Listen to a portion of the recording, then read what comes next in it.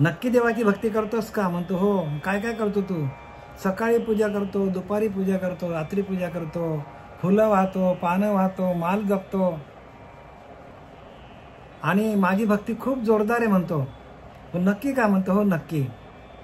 म्हणतो घरी जा आणि एक काम कर, मी सांगतो तेवढं कर. सांगा सद्गुरू राय काय करू? तू घरी जा आणि तू फक्त ध्यान कर. तू काय कर? भगवंताचं ध्यान कर आणि मग तुला काय अनुभव येतो ते सांग. आणि मग तू देवाची पूजा करतो का देव तुझी पूजा करतो हे तुझ्या लक्षात येईल. ठीक आहे, निघून गेला तो तिथनं.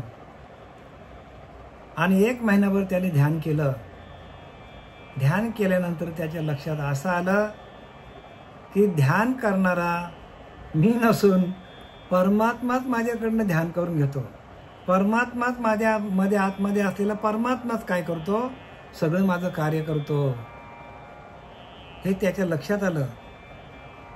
मी खाल्लेलं अन्न त्या परमात्म्याला पचवायला लागतो. मी जे काही चांगलं वाईट कर्म केलं तर त्या परमात्म्याला कळतं चांगलं काय वाईट काय ते. आणि मी पूजा करत नसून भगवंतच माझी पूजा करतो, देवच माझी पूजा करतो. हे कधी कळलं त्याला? जेव्हा सद्गुरूला शरण गेला आणि गुरूंनी त्याला ध्यान करायला सांगितलं. म्हणून मी काय म्हणतो, नेहमीच तुम्हाला म्हणत असतो की तुम्ही ध्यान करा, देवच तुमची सेवा करतो, देवच तुमची पूजा करतो. तुम्ही देवाची पूजा करणारे कोण मला सांगा? रात्री आपल्याला आपण अंगावर घेतलेली चादर जर सकाळी त्या परब्रह्माने काढलीच नाही तर आपण उठू का? रात्री आपण टाकलेला पोटामध्ये अन्न खाल्लेला जर त्याने पचवलाच नाही तर सकाळी आपल्याला उठता येईल का? आपल्याला दाखवणारा, आपल्याला झोपवणारा, आपल्याला अन्न पचवणारा, सकळ करणे जगदीशाचे लिहिले की नाही? सगळं करणारा, सगळ्या जगाला चालवणारा, सकळ करणे जगदीशाचे. कवित्व काय मानवाचे, म्हणजे सगळा करणारा, जगाला चालवणारा जगदीश. काय सांगितलंय? जगदीश म्हणजे जगाला चालवणारा ईश्वर आहे. सर्व जगाला तो चालवतो आणि सगळ्या जगाला चालवून तो आपल्या आतमध्ये आहे. सर्व जगाला चालवून तो प्रत्यक्ष प्राणीमात्राच्या अंतःकरणामध्ये तो आहे. कुठे आहे? प्रत्येकाच्या अंतःकरणामध्ये तो परमात्मा बसलेला आहे. की मी आधीच तिलिया प्रकृती होय चराचराची असंबुद्धी म्हणून मी हेतू उपपत्ती घडे या. ज्ञानोबा सांगतात, मी आधीच तिलिया प्रकृती होय चराचराची या संभूती. मी संपूर्ण प्रकृतीचं अधिष्ठान धारण केलेलं आहे. मी गवताचं अधिष्ठान धारण केलेलं आहे. मग मुंगीचं अधिष्ठान मी धारण केलेलं आहे. इंद्रापासून उंदरापर्यंत माझंच अधिष्ठान आहे. मीच त्यांच्यामध्ये आहे. आता सांगा तुम्ही कोणाची पूजा करणार? मग श्रीगुरूंकडे गेल्यानंतर श्रीगुरूंनी त्याला प्रश्न केला होता. श्रीगुरूंना प्रश्न केला होता त्या शिष्याने की मी खूप देवाची पूजा करतो. आता गेल्यानंतर त्याचं तोंडच बंद झालं आणि मग प्रश्न करतो श्रीगुरू राय त्याला, का रे मागच्या वेळेला तुम्हाला प्रश्न केला होता की देवाची खूप पूजा करतो, होतो का तुझी पूजा? तो म्हणतो नाही समर्था, मी चुकीचा बोललो. मग काय? मी चुकीचा बोललो. म्हणतो काय, पण खरं काय? म्हणतो मी देवाची पूजा करत नसून देवच माझी पूजा करतो. जर देवाने पूजा करायची सोडली ना आपली, आता आपल्या घरावर गर्दी होईल. म्हणून प्रत्येकाने लक्षात घ्या, तो देवच आपली पूजा करतो, आपण करत नाही. हे तो लक्षांश अनुभवणे, हे तो वाच्यार्थ काय कामे. समर्थ रामदास पुढे जाऊन सांगतात, त्याच्याकडे फक्त लक्ष ठेवून राहा.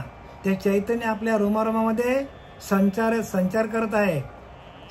संचारलेला आपल्या रोमारोमामध्ये आणि ते चैतन्य सगळं काम करत असतो. काय करत असतो? आपल्या आतमध्ये असलेला परमात्मा चैतन्य स्वरूप आहे आणि तो आपल्या रोमारोमामध्ये सर्व कार्य करत असतो आणि ते चैतन्य आहे. म्हणून काय सांगितले ज्ञानोबा सांगतात, ज्ञानिया जो म्हणिजे तो देवांचा देव जाणिजे आणि सर्वस्व माझे चैतन्य ते. बघा ज्ञानोबऱ्या 15 वर्षामध्ये काय लिहितात आणि आपण कुठं चाललोय 50-50, 60-60, 80-80 वर्षे व्हायला आली तरी आपल्याला परमार्थ लक्षात येत नाही. पण ज्ञानोबऱ्या काय सांगतात, ज्ञानी आहे जो म्हणजे तो देवांचा देव जाणीजे, सगळ्या देवांचा बाप येतो आणि सर्वस्व माझे चैतन्य तो. आणि काय कसा आहे माझा, तर सर्वस्व माझे आणि सर्वांना चालवणारा तो काय आहे, तर तो प्रत्येकामध्ये असलेला चैतन्य ते मी आहे सांगतात ज्ञानोबऱ्या. त्याला ज्ञान म्हणतात. आणि म्हणून आपल्याला चांगलं आणि वाईट, विवेक काय, वैराग्य काय, चांगलं काय वाईट काय आपल्याला ओळखता येऊ शकतच नाही का, तर आपण चांगल्या वाईटाचं आपण विवरण करू शकत नाही. म्हणून इथं त्यांनी समर्थांनी लिहिलंय, समर्थांनी काय लिहिलंय की अमृत विष एक म्हणते, विष खाता प्राण जाते. अमृत आणि विष एक आहे का हो? बघा एखाद्या माणसाने विष पिला तर काय होईल त्याची अवस्था, आणि तो जर विषाला अमृत समजून प्याला तर तरी पण त्याचं काय होईल, त्याचा प्राण घात होईल, जीवाचा घात होईल त्याच्या. मग आपल्याला चांगलं काय वाईट काय कळण्यासाठी आपल्याला हे समास आहेत सगळे. ज्ञान कशासाठी आहे, चांगलं काय वाईट काय, सार काय आसार काय, विवेक काय वैराग्य काय, विवेक काय अविवेक काय, खरं काय खोटं काय, हे सगळं करण्यासाठी आपल्याला संतांना शरण जायचं. आणि आपण सगळं एका लाटेतच गुंडाळून चाललोय आपण. म्हणून अमृत विष एक म्हणते, विष खाता प्राण जाते. अमृत आणि विष एक नाहीये. माया ब्रह्म जरी आपण एक म्हटलं तरी माया आणि ब्रह्म फार वेगळे आहेत. माया वेगळी आणि ब्रह्म वेगळा आहे. जरी ते एकत्र नांदत असले तरी मायेची ओळख आपल्याला झाल्याशिवाय, मायेच्या पलीकडे गेल्याशिवाय, म्हणजे शाश्वत काय आणि अशाश्वत काय ह्याची ओळख पटण्यासाठी आपल्याला हे सगळं ज्ञान दिलेलं आहे. माया ब्रह्म एकत्र नांदतात, ठीक आहे, एकत्रच नांदतात, पण मायेचा निरसन जोपर्यंत होत नाही, मायेचं निरसन जोपर्यंत होत नाही आणि ब्रह्मतत्वाशी एकरूप होत नाही तोपर्यंत खरं आणि खोटं हे आपल्याला कळत नाही. जीवनामध्ये खरं खोट्याचा न्याय कोणीच करत नाही. जे मिळेल ते माणूस घेतो ना चाललाय. खरं काय खोटं काय हे कळत नाही का, तर त्यांना विवेक वैराग्याचं ज्ञान नाही. हा 12वा अध्याय तेच सांगतो. हे भक्ती योगासारखाच 12वा अध्याय आहे. विवेक काय वैराग्य काय, खरं काय खोटं काय हे कळण्यासाठी आपल्याला हे संपूर्ण रामदास स्वामींनी हे ज्ञान आपल्यासाठी दिलेलं आहे. पण आपलं त्याच्याकडे लक्ष नाही. आपण वाचत चाललोय, पण काय घ्यायचं ना काय टाकायचं हे कळलं पाहिजे ना आपल्याला. सगळं आपण घेऊन चाललोय, गळ्यात दगड बांधून आपण पोहायला चाललोय. आपण तरू का बुडू, मग प्रत्येकाने ही दगड सगळी आपली काढता यायला पाहिजे. चांगलं काय वाईट काय कळलं पाहिजे आपल्याला. आणि म्हणून त्यांनी प्रश्न विचारला तिथे. काय प्रश्न केलाय, प्रश्न असा केलाय की सद्गुरूशी काय पुसावे हे कळेना स्वभावे. गुरुला काय विचारत हे लोकांना कळत नाही हो. गुरुकडे जातात लोकांनी काय मागतात, तर संसाराचं ज्ञान मागतात. गुरुकडे मागतात, देवा सद्गुरू राया माझ्या मुलाचं लग्न होत नाही, मला नोकरी मिळत नाही, मला राहायला नीट घर नाही, हे गुरुकडे विचारतात लोक. आणि माझं घराचं स्वप्न कधी पूर्ण होईल, माझं लग्न होत नाही, लग्न कधी होईल, मला नोकरी मिळत नाही, मला धंदा मिळत नाही, माझं शिक्षण व्यवस्थित होत नाही. अनेक प्रकारच्या कामिक भक्ती माणूस करू नाही का. काही स्थितीपर्यंत ठीक आहे, काय अज्ञान आहे माणसाकडं, अज्ञान आहे म्हणून आपण जन्माला आलोय. प्रत्येक माणूस अज्ञानी आहे म्हणून तो या मृत्यू लोकामध्ये जन्माला आलाय. आपल्याकडे अवगुण आहेत म्हणून आपल्याला अवगुणांची समृद्धी, नुसते अवगुण नाही, अवगुणांची समृद्धी आपल्याकडे. आणि ती समृद्धी अवगुणांची आपल्याला जाऊन तेथे आपल्याला विचारांची समृद्धी, विवेकाची समृद्धी, नामाची समृद्धी प्रत्येकाच्या पिंडामध्ये, प्रत्येकाच्या अंतःकरणामध्ये ती ओतप्रोत भरून उरेल तेव्हा तुम्हाला विवेक काय, वैराग्य काय कळेल. म्हणून सद्गुरूंना काय प्रश्न कोणते विचारायचा हे त्यांनी इथं लिहिलंय. पहिल्यांदाच लिहिलंय, इहलोक साधण्यासाठी जाणत्याची संगत धरणे आणि परलोक साधण्यासाठी सद्गुरू पाहिजे. म्हणजे काय, इहलोक साधण्यासाठी म्हणजे या लोकामध्ये आपल्याला पोट भरण्यासाठी, म्हणजे आपल्याला अन्न वस्त्र निवारा ह्याची व्यवस्था करण्यासाठी, आपल्याला इहलोक साधण्यासाठी जाणत्याची संगत धरणे. जो जाणताय, ज्याने पुष्कळ पैसा कमवलेला आहे, जो श्रीमंत आहे ह्या मृत्यूलोकामध्ये, ज्याची कंपनी आहे, ज्याच्याकडे बिझनेस आहे मोठा, अशा लोकांची संगत धरायला सांगितलंय.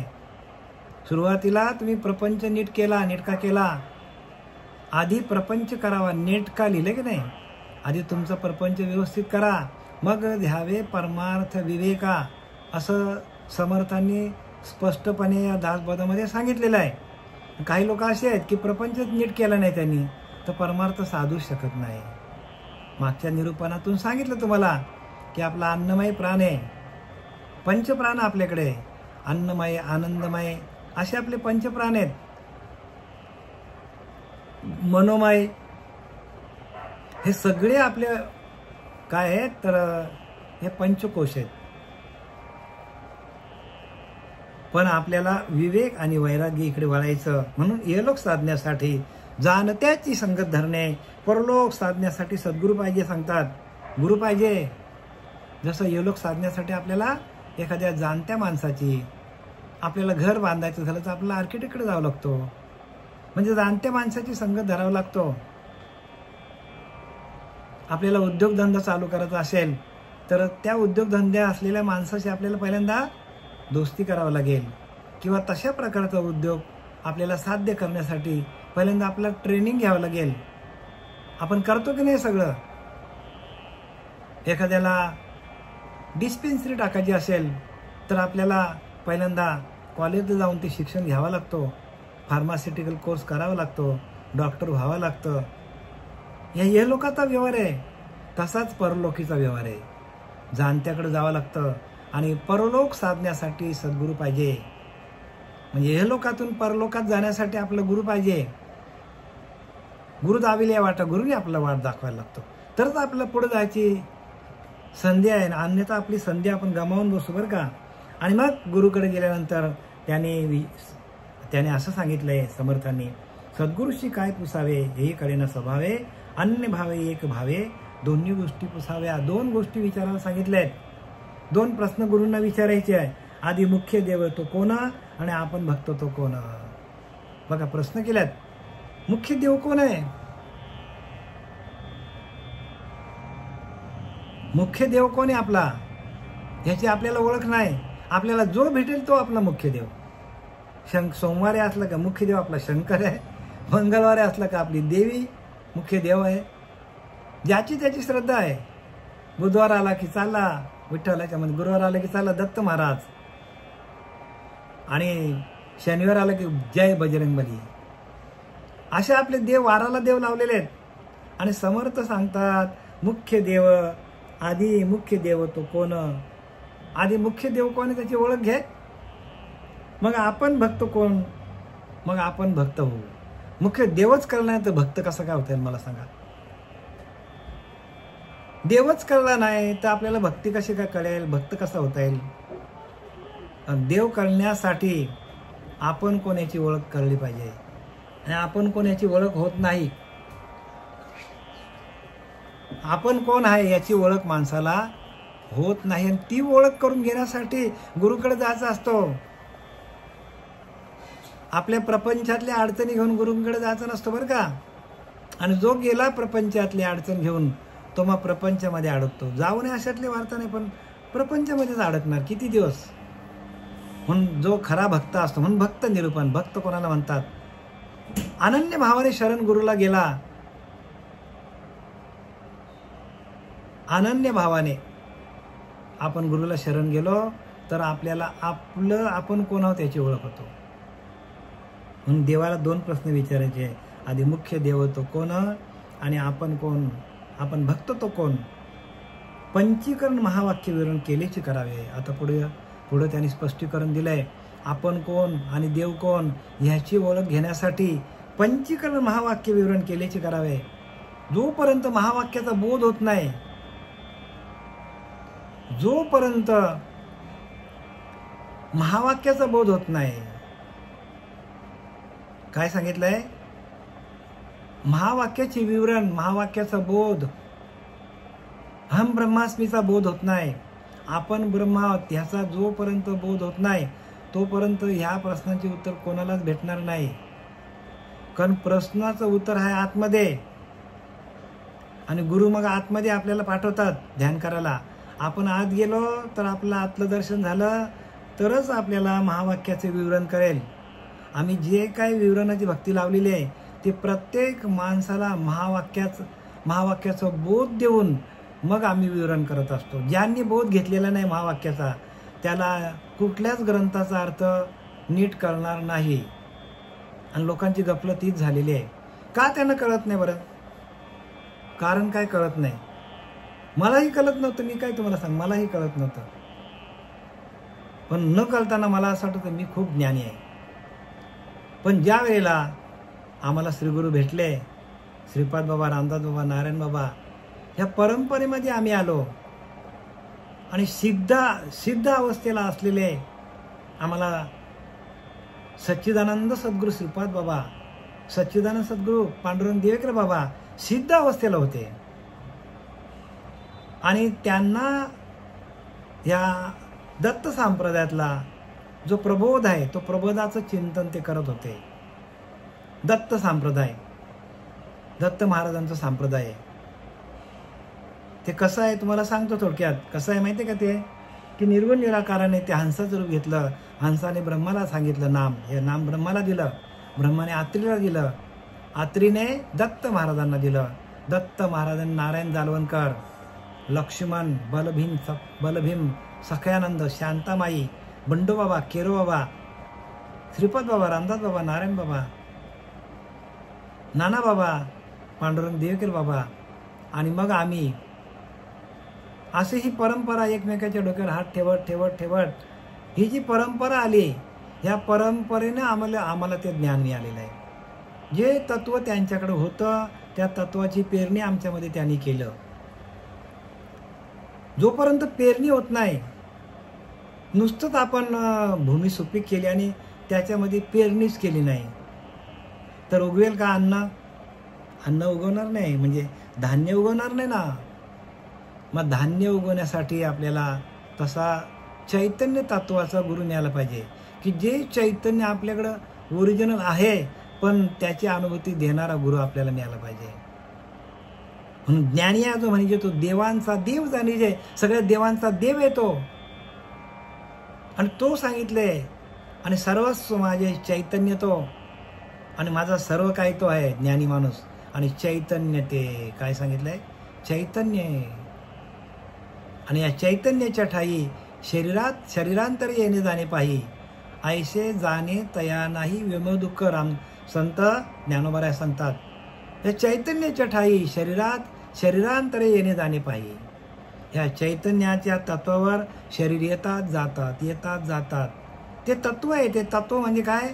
ते तत्व म्हणजेच देव आहे, आत्मतत्व आहे ना. त्या आत्मतत्वावर प्रत्येक शरीर येतो जातो. ऐसे जाणे तया नाही व्यमह दुःख. असं जो जाणेल, अशी ज्याला अनुभूती येईल, असं ज्याला आत्मसाक्षात्कार होईल, त्याला कोणत्याच प्रकारचं मोह पकडणार नाही, त्याला कोणत्याच प्रकारचं दुःख होणार नाही, असं ज्ञानोबा दुसऱ्या अध्यायामध्ये सांगतात. ज्ञानेश्वरीच्या खूप काय आपलं विवरण देता येईल बरं का. कारण हे ज्ञानच खूप व्यापक ज्ञान आहे. आधी मुख्य देव तो कोण आणि आपण भक्त तो कोण बघा. हे कधी ओळखता येईल? देव भक्त एकरूप झाले, मुळी ते संचले जैसे तैसे. देव आणि भक्त एकरूप होतात. त्या आत्मचैतन्याशी आपलं चैतन्य एक झालं, एकरूप झालं. आता भक्त राहिला का? भक्तच देव होऊन जातो. म्हणून तुकोबाराय काय म्हणले? देव पाहावायशी गेलो आणि देवच होऊन ठेलो. अशी अवस्था आहे ज्ञानाची. पंचीकरण महावाक्य विवरण केलेची करावे. म्हणजे महावाक्याच्या विवरणातून आपल्याला हा बोध होतो. महावाक्याचे विवरण तू स्वयंच्या आईशी ब्रह्म याविषयी संध्या आणि भ्रम धरूच नाही. संत रामदास स्पष्टपणे लिहिले बरं का. महावाक्याचे विवरण तू स्वयंच्या आईशी ब्रह्म. आता जे काही चाललेलं आहे विवरण आहे ते महावाक्याचे विवरण संपूर्ण दासबोध अखंड दासबोध महावाक्याचे विवरण आहे. म्हणजे त्या नामाचं विवरण आहे. महावाक्य म्हणजे विवरण म्हणजे नाम. महावाक्य म्हणजे नाम. त्या नामाचं विवरण संपूर्ण आहे. तू स्वयंच्या आहेस ब्रह्म. अरे माणसा तू स्वतःच ब्रह्म आहेस. याविषयी संध्या आणि भ्रम धरूच नको. याविषयी संध्या धरू नको बाबा असं सांगतात समर्थ. ऐक पुरुषा सावधान. अरे पुरुषा सावधान हो. ऐक पुरुषा सावधान. आता मी भविष्य सांगेन. जया पुरुषास जे ज्ञान तया सतेची प्राप्त. बघा काय सांगितलंय. घेतलं का समर्थाने आपल्या अंगावर. ऐक पुरुषा सावधान. जया पुरुषास जे ज्ञान तया सतेची प्राप्त. जाऊ दे सोडून दिलं समर्थाने. ज्याला जसं असेल तसं त्याला प्राप्त होईल. आता मी भविष्य सांगेन. भविष्य कशावर आहे. ज्याला जसं ज्ञान असेल तसं त्याला प्राप्त आहे. म्हणून महावाक्याचे विवरण सगळ्यात माणसाला ब्रह्मतत्वाकडे ब्रह्मतत्वाशी एकरूप करतो. आणि ते ब्रह्मतत्वाशी एकरूप करण्याचं ज्ञान कोणाकडे आहे तर ते सद्गुरूंकडे. म्हणून त्यांना प्रश्न विचारायचं देव कोण आणि मी कोण. आपण कोण आहोत. आपण आहोत कोण ह्याचं आपल्याला माहिती नाही. आणि ती माहिती आपल्याला महावाक्याच्या बोधातून होतो. म्हणून बोध हाच आपला काय आहे. बोध हेच आपलं ज्ञान आहे. बघा गौतम बुद्धाला बोधी वृक्षाखाली ज्ञान झालं. बोधी वृक्ष त्याचं नाव काय पिंपल आहे. ऍक्च्युली त्याचं नाव काय त्याचं आहे पिंपल आहे. पिंपलाचं झाड त्याचं नाव. पण त्याला बोधिवृक्ष का त्याला सांगितलं. बोधिवृक्ष का त्याला. गौतम बुद्धाला ज्या झाडाखाली ज्ञान झालं ते पिंपलाचं झाड होतं. मग त्याला बोधिवृक्ष का नाव पडलं. बोध लक्षात घ्या. आणि तो बोध आपल्याला मिळाला पाहिजे. तिथं त्याला बोध मिळाला. आपणच परब्रह्म आहोत हा त्याला बोध मिळाला. म्हणून त्याचं नाव बोधिवृक्ष नाव आहे. तसं आपल्याला श्रीगुरु काय करतात तर आपल्या बोधावर आपला आरूढ करतात. अहम ब्रह्मास्मी हा बोध आहे. आणि हा बोध जोपर्यंत आपल्या अंतःकरणामध्ये रुजत नाही त्याची आपल्याला अनुभूती येत नाही त्याचा आत्मसाक्षात्कार होत नाही तोपर्यंत ज्ञान कोणाला होणार नाही बरं का. ज्ञान होईल भरपूर पण आत्मज्ञान होणार नाही. आणि गीता सांगते आत्मज्ञानाविना पार्था सर्व कर्म निरर्थकम. प्रत्यक्ष गीता सांगतो बरं का. आत्मज्ञान नसेल आत्तापर्यंत केलेले सगळे कर्म फुकट जातील. आणि त्या ज्ञानासाठी आपली तयारी असली पाहिजे. सकल केल्याचे फल शाश्वत ओळखावे निश्चल. आपण कोण हा केवळ शोध घ्यावा. बघा संत रामदास सांगतात की सकल केल्याचे फळ शाश्वत ओळखावे. सगळं तुम्हाला फळ मिळेल. जे काय करणार त्याचं तुम्हाला फळ मिळेल पण शाश्वत ओळखावे निश्चळ.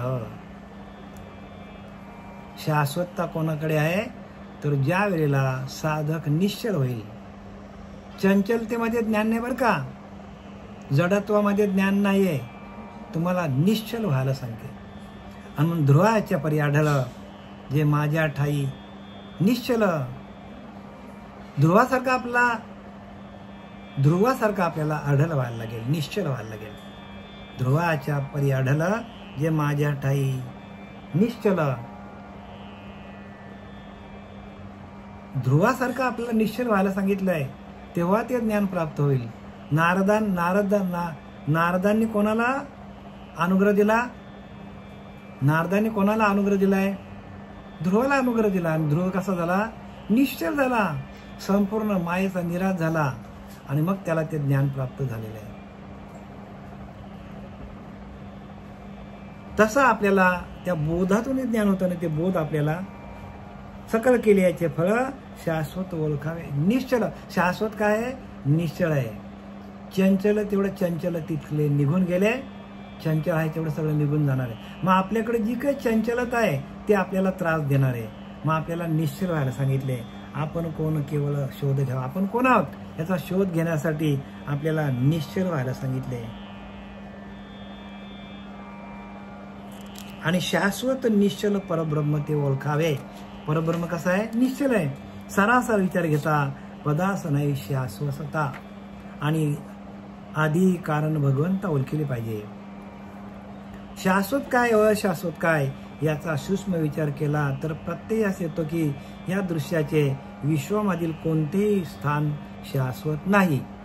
जे काय दृश्य दिसतो ते शाश्वत नाही. यात दृष्टम तन्नष्टम, जे दिसणार त्याचा नाश होणार आहे.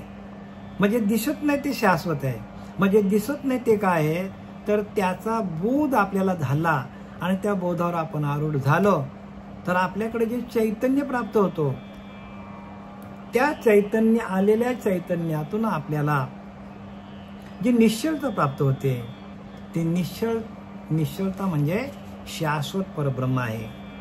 आणि ते चैतन्यच शाश्वत आहे. कोणतेही स्थान शाश्वत नाही. या सर्वांचे आधी कारण जो परमात्मा त्याला ओळखणे जरुरी आहे. आणि आपल्याला जे काय शाश्वत पाहिजे, जे काय निश्चल व्हायचं तो परमात्मा त्याला आपण ओळखता यायला पाहिजे. परमात्मा कसा आहे? निश्चल आहे, निर्गुण आहे, निराकार आहे, निरावयव आहे, सूक्ष्म आहे, ध्रुव आहे, आज आहे.